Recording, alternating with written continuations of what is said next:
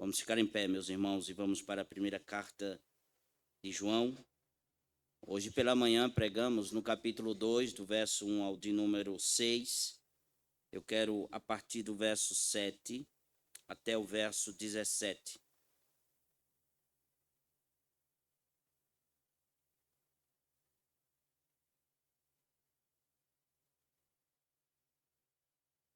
Primeira carta de João, do verso 7 ao de número 17.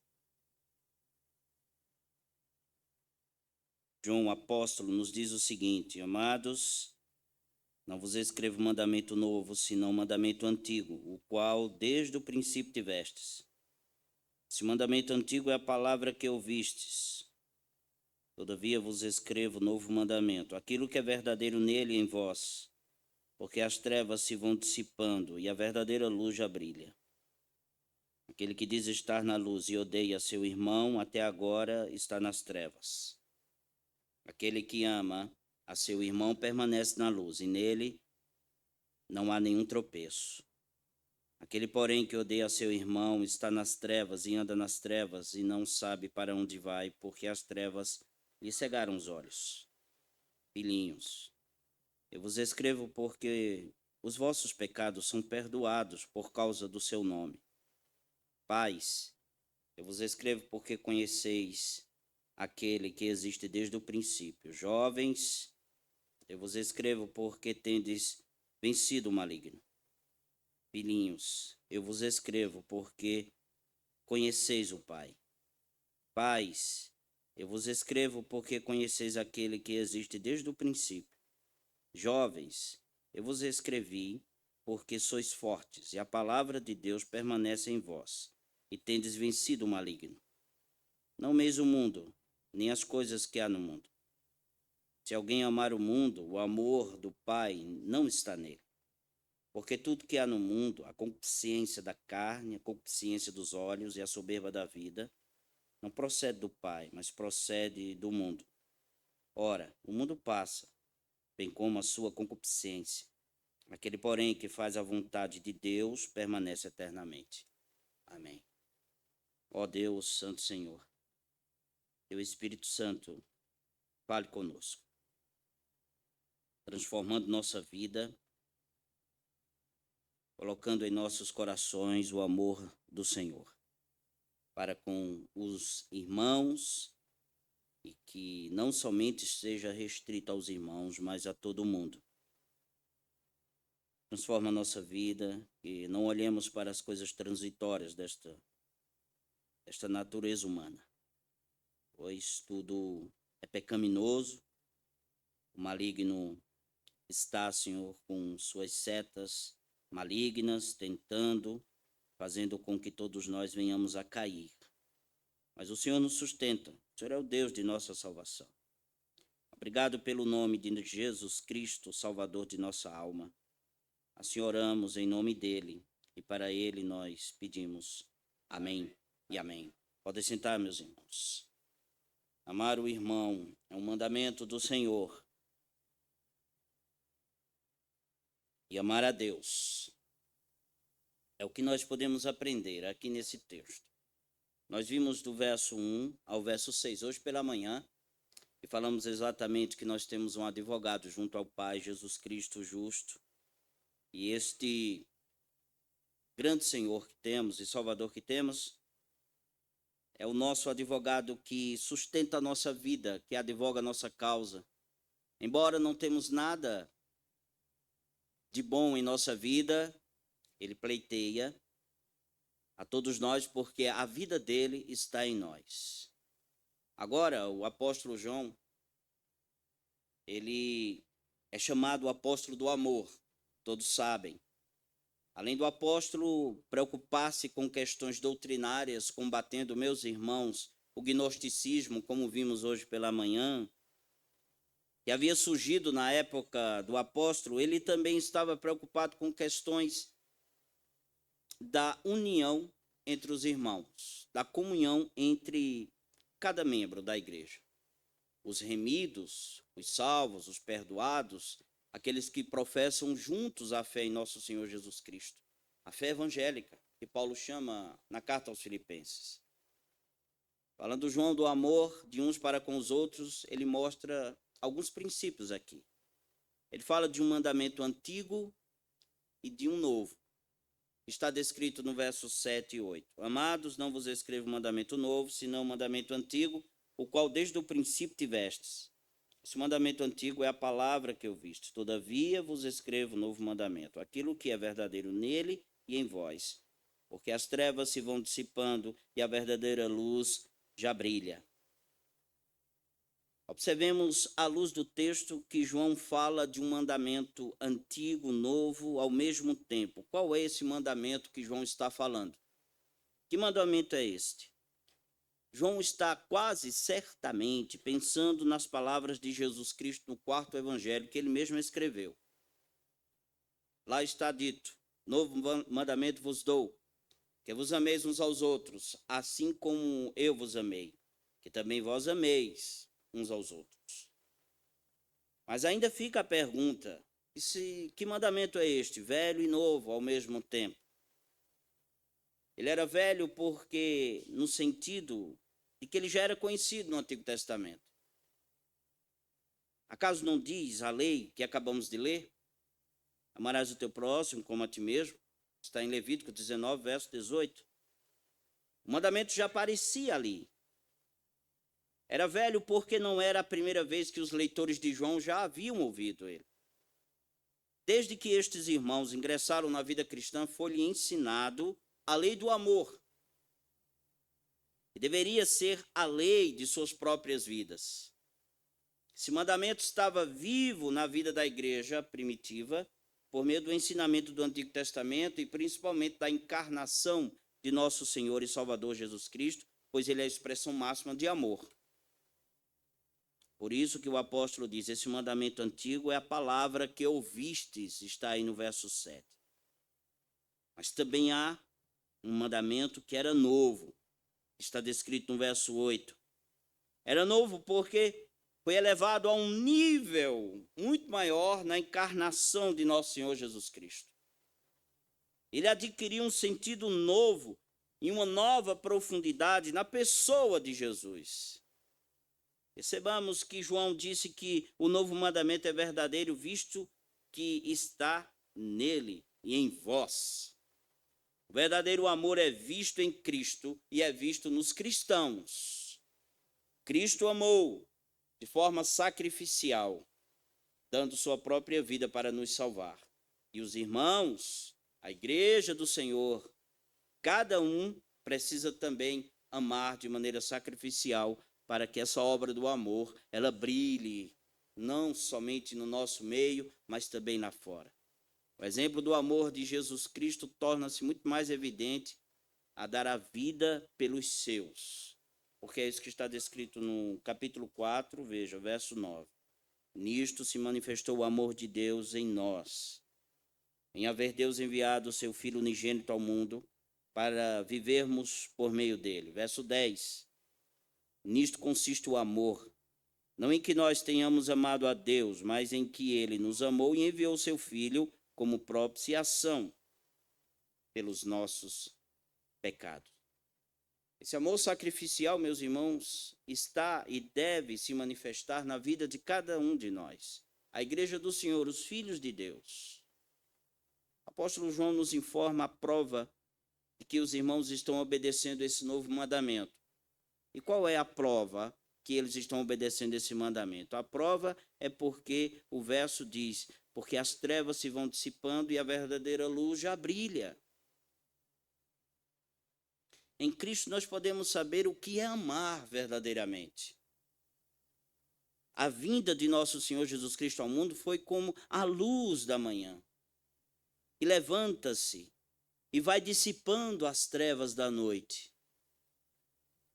Ainda está acontecendo isso. Cristo veio, a luz brilhou. Esse amor brilha e vai dissipando as trevas por meio dele e por meio do povo de Deus. Então, o mandamento do amor, que é verdadeiro nele e também na igreja, dissipa as trevas, mostrando que essa era má está passando. está indo embora. A era por vir, ela foi inaugurada com o primeiro advento de nosso Senhor Jesus Cristo, e ela chegará à sua plenitude com a segunda vinda, descrita no capítulo 3, verso 1 e 2. Veja o que diz. Vede que grande amor nos tem concedido o Pai, a ponto de sermos chamados filhos de Deus, e de fato somos filhos de Deus. Por essa razão o mundo não nos conhece, porquanto não conheceu a Ele mesmo. Amados, agora somos filhos de Deus, e ainda não se manifestou o que haveremos de ser. Sabemos que quando Ele se manifestar, seremos semelhantes a Ele, porque haveremos de vê-lo como Ele é, realmente. Que bênção do Senhor em nossa vida. Esse mundo corrompido com sua falta de amor vai dissipando-se com o amor de Cristo em nossa vida.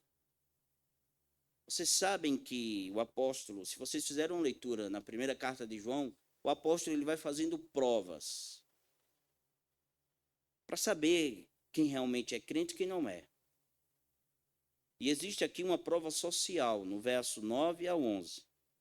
Vamos mais uma vez ao texto que diz o seguinte: aquele que diz estar na luz e odeia seu irmão, até agora está nas trevas. Aquele que ama seu irmão permanece na luz e nele não há nenhum tropeço. Aquele, porém, que odeia a seu irmão está nas trevas e anda nas trevas e não sabe para onde vai, porque as trevas lhe cegaram os olhos. Para o apóstolo João, não amar era a mesma coisa que odiar. Para a religião gnóstica que vimos, que era uma religião contrária ao evangelho, que o apóstolo estava combatendo, o cuidado do corpo era desprezado.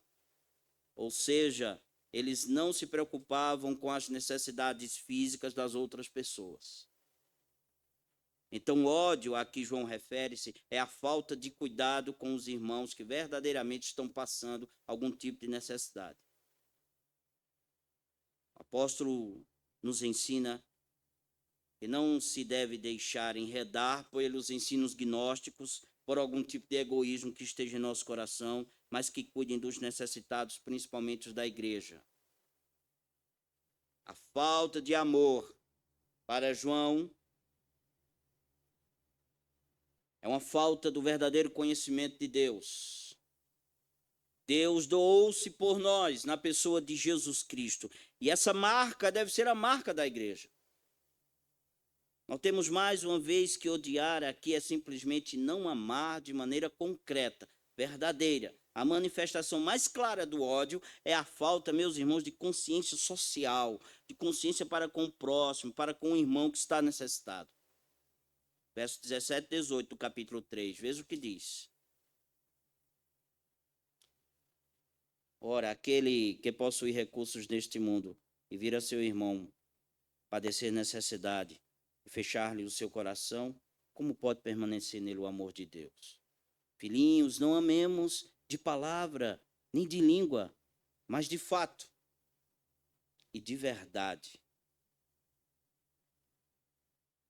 Deus está dizendo por meio do apóstolo que aquele que odeia ou não ama o irmão não tem conhecimento dele na pessoa de nosso Senhor Jesus Cristo. Está ainda nas trevas. Aquele que anda na luz, permanece na luz, tem o conhecimento de Deus, ama o próximo, cuida do próximo e vive para o próximo. E que o Senhor seja glorificado exatamente nisso. Que o Senhor seja exaltado exatamente nisso. Por isso que ele nos encoraja, meus irmãos, a não amarmos o mundo, a não sermos egoístas, a não olharmos para nós mesmos. O apóstolo escreve exatamente aos seus leitores de forma muito dura, muitas vezes. Ele faz isso, mas é necessário que o faça. Ele faz testes, repito, para que seja provado se a pessoa realmente é um crente, se ele realmente está em Cristo ou não. E ele vai mostrando por experiência própria e com autoridade apostólica o comportamento de um verdadeiro cristão. Amar a Deus, amar o próximo, viver nele, na palavra, na verdade, no evangelho. Nós já vimos isso um pouco antes. Quando ele fala que aquele que odeia seu irmão está nas trevas. isto é, está alheio ao amor de Deus em Cristo. Os versos que lemos aí, do verso 12 a 14 do capítulo 2, o apóstolo João dá uma pausa e encoraja seus leitores, fazendo, meus irmãos, dois apelos a duas classes de pessoas. Mas antes de exortar as duas classes de pessoas, pais, filhos, ele fala à igreja da obra de Cristo primeiro. Veja que o perdão dos pecados está no nome de nosso Senhor e Salvador Jesus Cristo. Está aí no verso 12. Veja como ele diz e descreve. Filhinhos, eu vos escrevo porque os vossos pecados são perdoados, por causa do seu nome.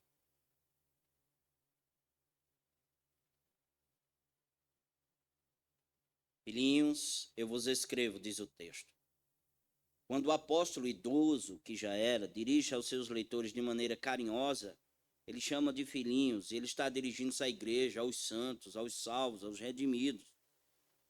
Ele tem em mente aqui homens e mulheres que estão na pessoa de Jesus, de todas as idades. Ele fala de forma pastoral.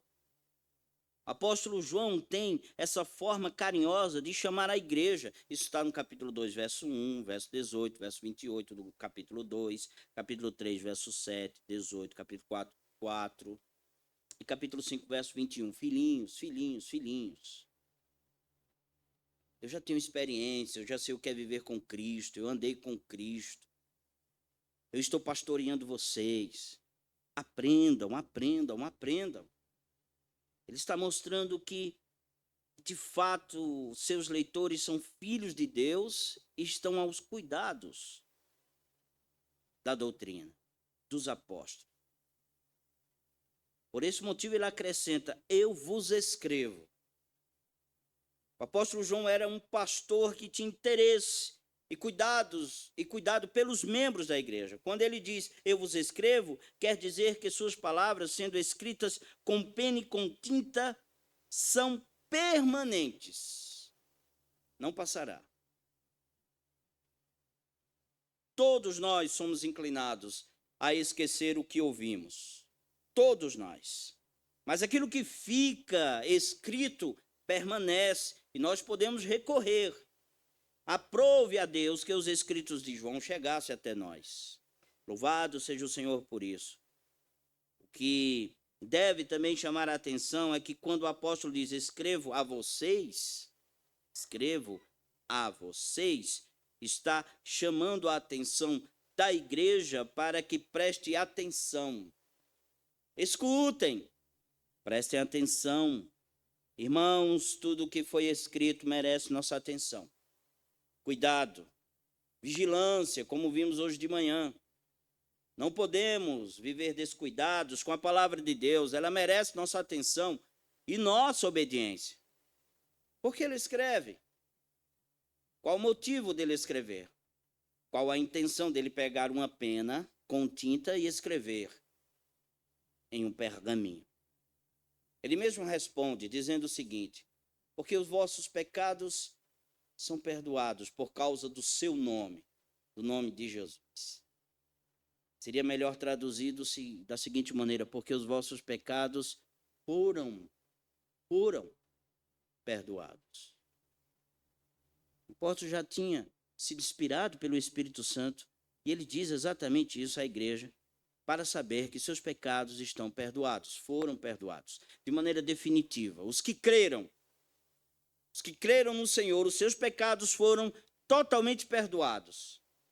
Nós fomos perdoados pelo nome de Cristo Jesus. Isso traz certeza, convicção de que o Senhor nos perdoou. A palavra perdoados está no perfeito indicativo, indicando que os pecados foram e permanecem perdoados. É da palavra de Deus que podemos ter certeza em nosso Senhor Jesus Cristo que o perdão é definitivo, é concreto, feito. Então João tem em mente os ensinamentos de nosso Senhor Jesus Cristo, que certa vez disse, assim está escrito que o Cristo haveria de padecer e ressuscitar dentre os mortos no terceiro dia, e que em seu nome se pregasse arrependimento para remissão de pecados a todas as nações, começando por Jerusalém. Lucas 24, verso 46, 47. Nossos pecados estão para sempre perdoados por meio de nosso Senhor Jesus Cristo. Ele é nosso advogado. Ele é a nossa propiciação. Vimos hoje pela manhã. É por causa do seu nome que recebemos esta dádiva.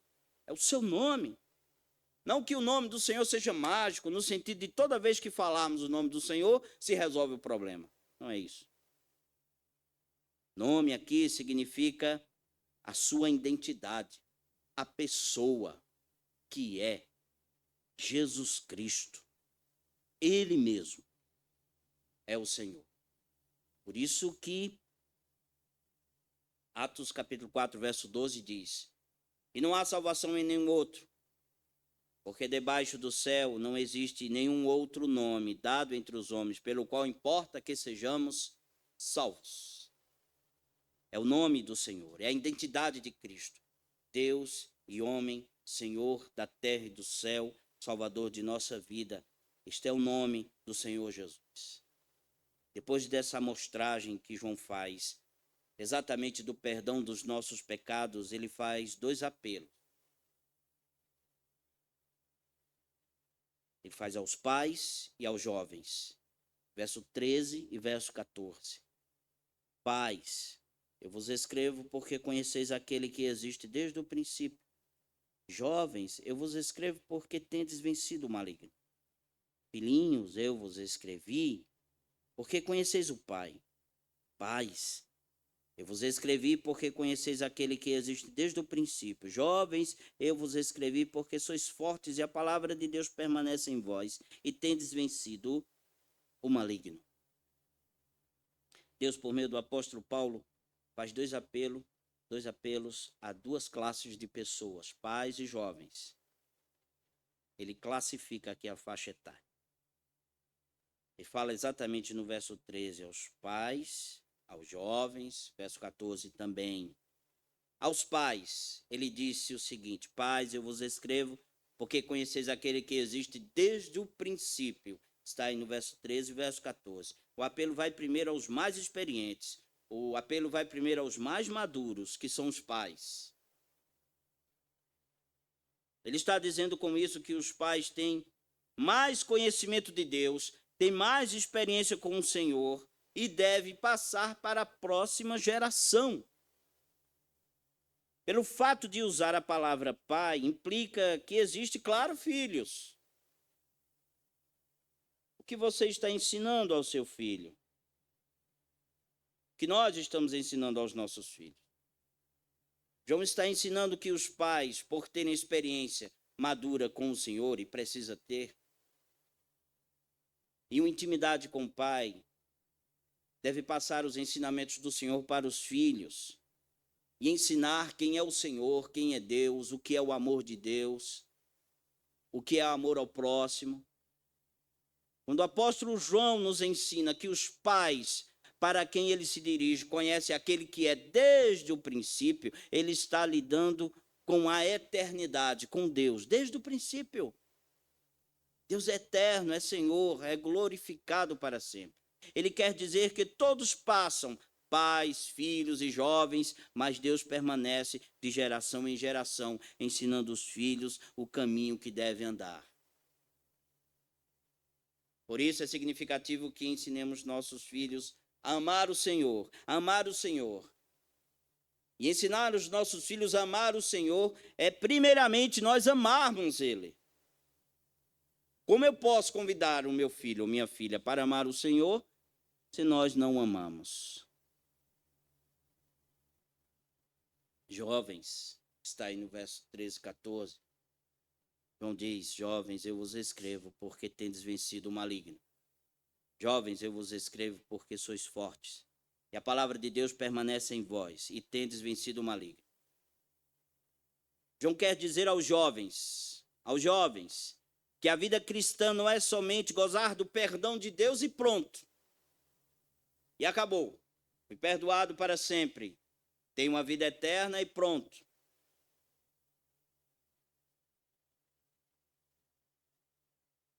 está dizendo, jovens, a vida cristã é uma batalha e deve ser travada constantemente. E o texto diz que esses jovens venceram o maligno. O maligno aqui é o diabo, que personifica a maldade que há no mundo. Essa maldade que há no mundo, essas transgressões, corrupção, totalmente está personificada no maligno, no diabo, em Satanás. Vocês venceram quando creram na pessoa bendita de Jesus, jovens. Se vocês realmente creram. Vocês venceram o maligno. Ele usa a palavra vencido aqui no perfeito, indicando que a consequência presente já foi um evento passado, feito, realizado pela pregação da palavra de Deus. O que está escrito é para mostrar que, independentemente de idade, a vitória contra o maligno foi dada por meio de Jesus. Mas o apóstolo continua encorajando os jovens, dizendo: vocês são fortes, que a vossa força venha da palavra de Deus, e ela vem da palavra de Deus, que permanece nos jovens. Se os jovens querem continuar vencendo as batalhas da vida, é preciso obedecer a palavra de Deus, continuar obedecendo o Senhor. Saibam que os seus pecados foram perdoados.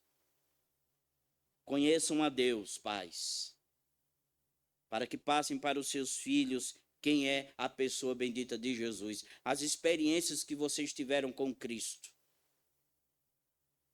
Que Cristo é bom, conte as histórias do que Cristo já fez na vida de vocês. E o que Ele continua fazendo. Prevaleçam contra Satanás por meio da palavra do Senhor. Porque o mundo é mau. Mas a vontade do Senhor, ela permanece. É o que está nos ensinando João, do verso 15 ao verso 17. O apóstolo João, nesse texto, usa duas palavras em que ele utiliza-se sempre dos seus escritos. Ele fala de amar, e a segunda palavra é mundo. Você ler o Evangelho e as cartas de João, primeira, segunda e terceira, e Apocalipse, você vai ver que essa palavra, amar e mundo, está sempre presente nos seus escritos. A palavra amor, referida por João, tem o mesmo sentido no verso 10, quando se refere ao amor pelos irmãos. O amor que o Espírito Santo, meus irmãos, levou o apóstolo a escrever é aquele amor que cria vínculos, cria comunhão íntima, cria devoção leal, lealdade para com Deus e para com o próximo. É o mesmo amor em que a palavra de Deus é empregada quando diz: amarás o Senhor teu Deus de todo o teu coração, com toda a tua alma e com toda a tua força, e amarás o teu próximo como a ti mesmo. É exatamente esse amor que João está alicerçado. Então o apóstolo está nos ensinando a não amar o mundo que passa, de forma que crie com ele vínculos, porque passa. Não tenhamos uma comunhão íntima com o mundo, nenhuma devoção leal a ele, mas a palavra do Senhor. Amar é isso. A segunda palavra é mundo. Que mundo é este que o apóstolo está escrevendo aqui? A palavra mundo sempre está escrito aqui nos escritos de João, que tem diversos significados. Ficando resumido na primeira carta do apóstolo, mundo pode ser mundo dos crentes, o mundo de pecado e o mundo do maligno, que é o mundo de pecado. Está muito associado. Dessa forma, João escreve que Jesus é o Salvador do mundo. E que pela fé os cristãos podem vencer o mundo. Ele salvou nós que estávamos com o coração totalmente corrompido por causa da malignidade que existe em nosso próprio coração e neste mundo. Ele nos salvou, nos tirou de lá, deste mundo vil, pecaminoso, onde é personificado por Satanás, pelo maligno, e que nós vencemos isso pela fé. Nós vencemos o mundo pela fé. Veja o que está descrito no capítulo 5, verso 4 e 5. Porque todo que é nascido de Deus vence o mundo. E esta é a vitória que vence o mundo, a nossa fé. Quem é o que vence o mundo, senão aquele que crê, seja Jesus Cristo, Filho de Deus? É Jesus que nos dá essa vitória. Que mundo de pecado é esse? João nos responde no capítulo 2, verso 16, quando ele diz o seguinte, meus irmãos: porque tudo que há no mundo, a concupiscência da carne, a concupiscência dos olhos, a soberba da vida, não procede do Pai, mas procede do mundo. É o mundo que não conhece Deus, que não conhece o Senhor. É o mundo que odeia crentes. É o mundo que habita os falsos profetas, o anticristo, os descrentes. Este mundo pecaminoso que tem como guia, repito, o maligno. Lembrando que quando João fala de não amar o mundo, não podemos entender o mundo, a habitação humana, no sentido da criação do Senhor, pois tudo que foi criado é bom.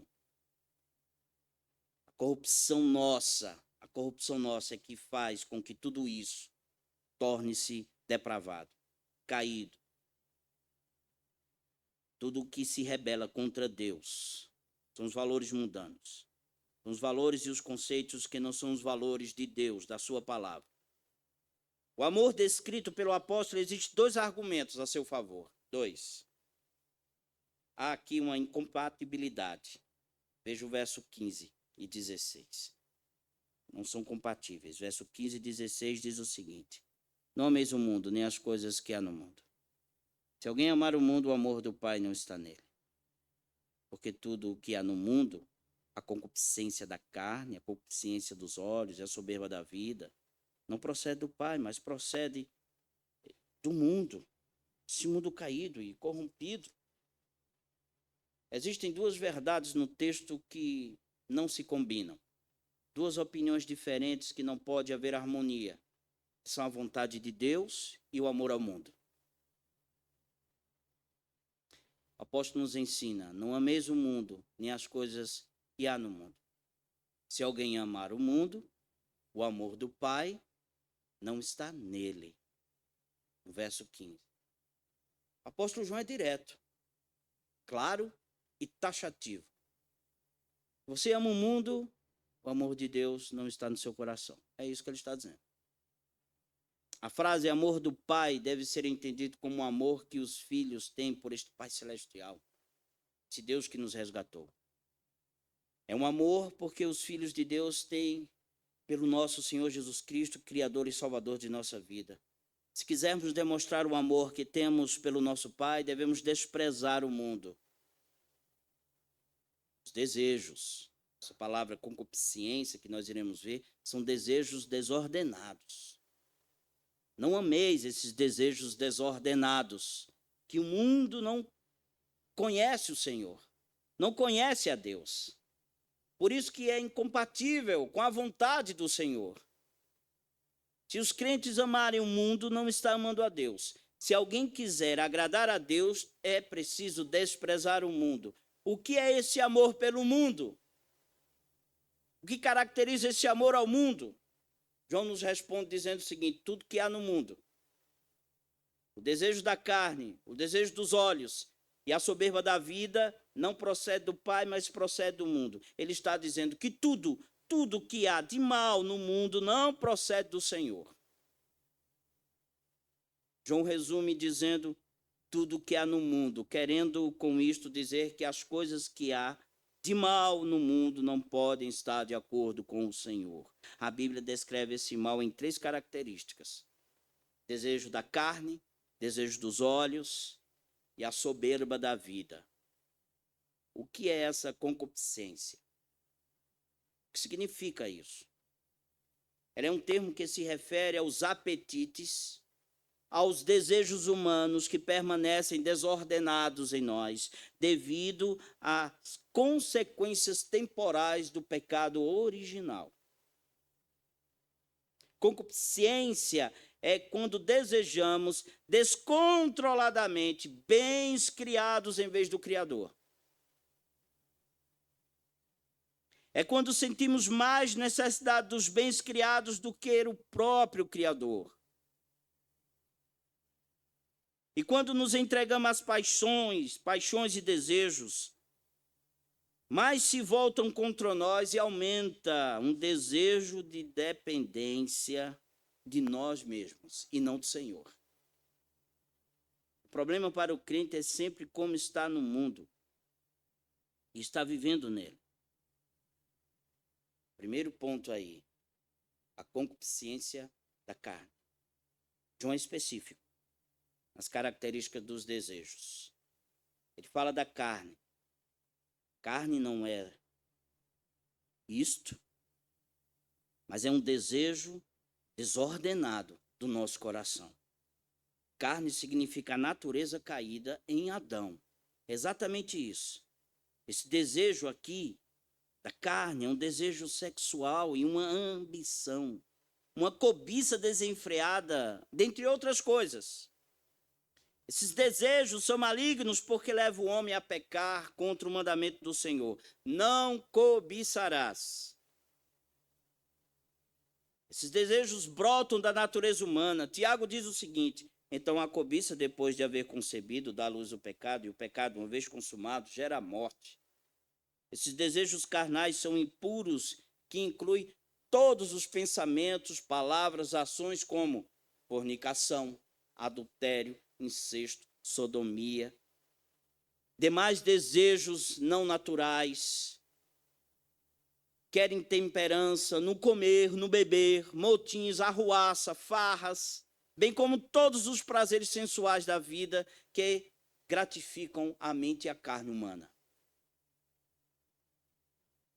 Esse movimento tão violento não é nada senão a paixão geral e o desejo desregrado de sentir, de qualquer maneira, prazer, custe o que custar. Foi esse desejo que atacou Adão e Eva, e eles caíram.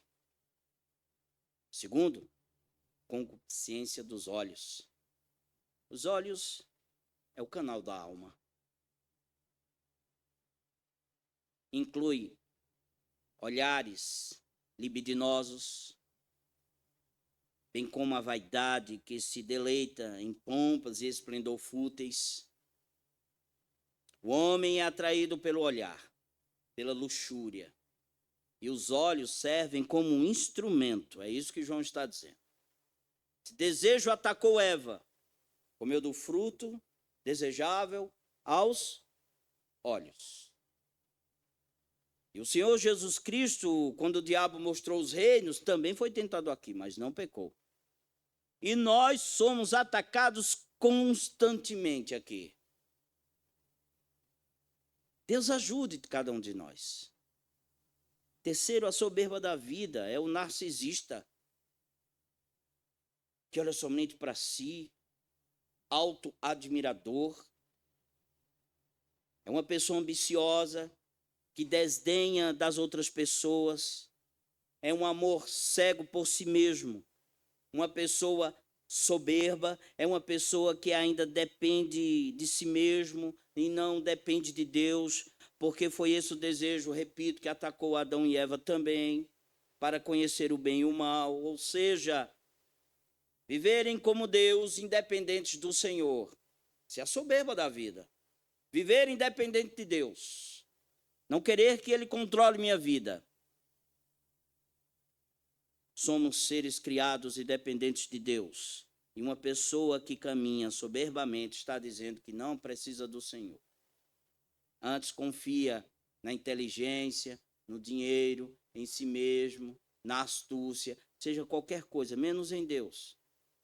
A palavra usada aqui, a soberba da vida, é bios, que significa o método ou a maneira de viver. E aqui é um viver sem Deus, segundo o mundo. O segundo ponto que nós podemos aprender é o que é transitório. A transitoriedade. Veja o verso 17.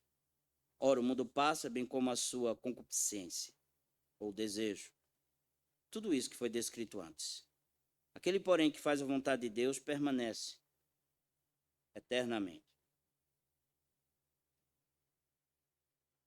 A segunda razão para não colocarmos nosso amor ao mundo é que ele é transitório. Todos esses desejos pecaminosos passarão. Preste atenção que o que passa não é este mundo físico criado, pois tudo será restaurado, refeito pela ressurreição de nosso Senhor Jesus Cristo. Mas a descrição aqui de mundo que passará são os pecados que ele descreveu anteriormente. Esse mundo pecaminoso passa. Veja que maravilha. Que bênção que o Senhor está nos dando. A era perfeita de Cristo chegou. E a presente era, ela é condenada. A era de Cristo chegou porque ele invadiu o mundo com sua presença. Ele nasceu, viveu, morreu. E a ressurreição dele fez com que houvesse novos céus e nova terra, como há de haver. E tudo será transformado, tudo será feito, porque esse mundo passará. Os homens com suas concupiscências mundanas passarão e aquele que faz a vontade de Deus permanece para sempre. A vontade de Deus é não praticar as concupiscências descritas antes. Isto é possível porque temos um coração novo em Cristo. Nós nascemos de novo. Os crentes em Cristo olham para as coisas permanentes porque têm a vida eterna. Mas seu interesse está em Deus, no Senhor, e não nas coisas temporais. Eu não estou dizendo que você deve abandonar o mundo como um monge. Não é isto. Mas que você deve olhar para o mundo e utilizar-se dele como o Senhor quer que se utilize dele, para glorificar o nome do Senhor. O interesse pelas coisas passageiras traz instabilidade e tropeço nas trevas do pecado. Que permanece para sempre, citado por João, significa uma fé viva em nosso Senhor Jesus Cristo. Uma demonstração de fé no Senhor. Lembrando que essas três características, meus irmãos, do pecado, tentou Adão e Eva e eles caíram. Tentaram nosso Senhor também, mas ele não caiu. E tenta os crentes enquanto nós estamos neste mundo. Mas eu quero lhes dizer que nós temos um advogado junto ao Pai, Jesus Cristo justo. Ele é o nosso Senhor, Ele é o nosso Redentor, Ele é a nossa salvação. E o Senhor seja glorificado e exaltado e que a palavra do Senhor seja aplicada à vida dos meus irmãos. Vamos orar, meus irmãos. Vamos ficar em pé. Antes de orarmos, os irmãos já tiveram notícia hoje à tarde, no grupo do WhatsApp, que o pai do nosso pastor Thomas morreu. E a sua ausência hoje é exatamente por isso. Ele recebeu a notícia agora à tarde. Agora à tardezinha mesmo. E o nosso presbítero Carlinhos foi com ele. Que o Senhor console ele, a família, esteja orando por ele. Pela sua família, pela sua mãe, pelo seu irmão que está longe. Ele teve que ir para resolver todas essas questões, porque o irmão dele está fora do país. Que Deus tenha misericórdia dele. Oremos pelo nosso pastor, que console toda a família. Vamos orar, meus irmãos. Ó nosso Senhor, nosso Deus, obrigado pela tua palavra viva, verdadeira. Nós te louvamos porque o Senhor é bom e a sua misericórdia ela dura para sempre. Que o Senhor seja exaltado e glorificado, Senhor, por meio dos louvores que entoamos ao Senhor, pelas orações que fizemos neste lugar. Pela tua palavra, ouvimos a voz do Senhor. Transforma-nos para a glória do teu nome. Não nos deixa, Senhor, enredarmos com as concupiscências da carne, com este mundo que é passageiro, com este maligno, mas que o Senhor guarde os nossos corações para o louvor do teu nome. Senhor, nós suplicamos pelos irmãos que estão de luto, Senhor. A irmã Rizeuda, que perdeu nosso irmão Marcelo, nós também o perdemos. Consola a tua serva, os seus filhos. Senhor, seja glorificado nesta família, que todos venham conhecer o Senhor Jesus e a salvação que somente há no Senhor Jesus Cristo. Toma conta, Senhor, desta família. Toma também conta do nosso pastor. Consola seu coração, sua vida, a sua mãe, seus familiares, parentes. Ó Deus, que momento difícil, não é fácil.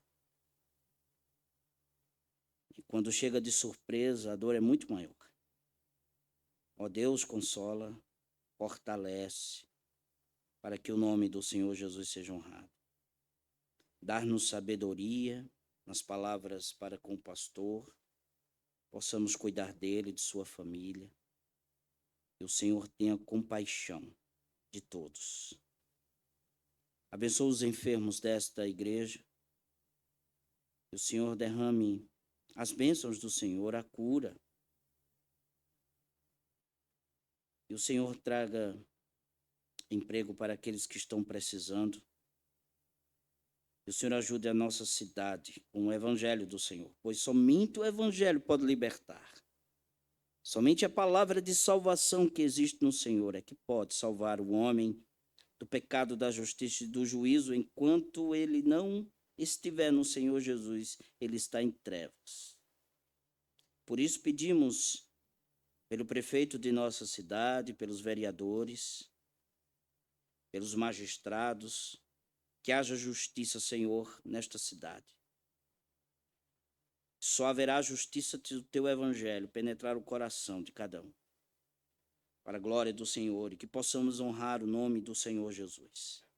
Abençoa nossa nação e tenha misericórdia dela, para a glória do Senhor. Abençoa cada igreja genuinamente evangélica, cada pastor, a liderança da igreja, presbíteros, diáconos. Concede-lhes sabedoria para conduzir o teu povo. Concede contrição, quebrantamento, arrependimento, haja restauração onde não está tendo ainda, que o Senhor abençoe. Conforta-nos, Senhor, também. Nosso coração está pesado. O Senhor nos ajude, em nome do Senhor e Salvador Jesus Cristo. Amém. Vamos à nossa afirmação de fé, o credo apostólico. Aqueles que estão nos visitando, isso aqui não é uma reza, mas é uma confissão de fé, que perpassou séculos, onde está resumido aqui toda a palavra de Deus. Vamos a uma só voz. Creio em Deus, Pai Todo-Poderoso, Criador dos céus e da terra, e em Jesus Cristo, seu único Filho, nosso Senhor, o qual foi concebido por obra do Espírito Santo, nasceu da Virgem Maria, padeceu sobre o poder de Pôncio Pilatos, foi crucificado, morto e sepultado, desceu à mansão dos mortos, ressuscitou ao terceiro dia, subiu aos céus e está sentado à destra de Deus Pai Todo-Poderoso, de onde há de vir a julgar os vivos e os mortos. Creio no Espírito Santo, na Santa Igreja Católica, na comunhão dos santos, na remissão dos pecados, na ressurreição da carne, na vida eterna. Amém. Senhor, obrigado pela noite que o Senhor nos concedeu, pela adoração ao teu nome. Seja o Senhor exaltado e glorificado, Senhor. Que esta semana seja uma semana de livramentos sobre nossa vida, que o Senhor nos livre do mal, mas também nos dê oportunidades de compartilhar o teu evangelho, a palavra do Senhor. Abençoa o teu povo, envia teu povo ao mundo para a glória do Senhor. Assim oramos em nome do Senhor e Salvador Jesus Cristo. Que a graça de nosso Senhor Jesus Cristo, o amor de Deus, o nosso Pai, e as consolações do Espírito Santo estejam sobre o seu povo, hoje, amanhã e para sempre. Amém.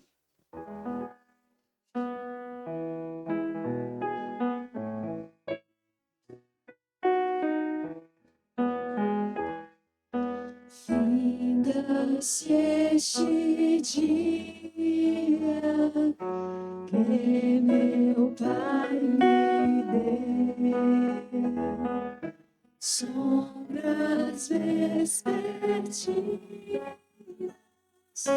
cobrem já o céu.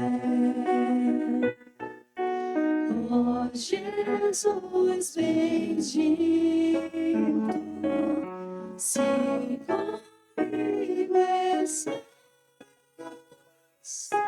eu não temo a noite, vou dormir em paz.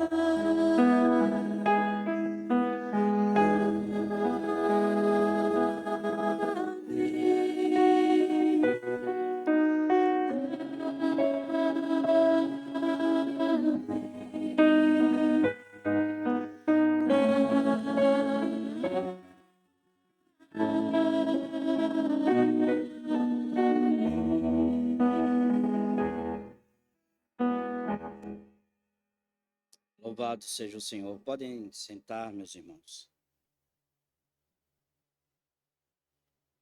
Serei breve nos avisos. Terça-feira nós teremos nossa reunião de oração. Que o Senhor nos abençoe e nos guarde. Tivemos um bom número de irmãos terça-feira passada. Espero que os irmãos continuem vindo e que os demais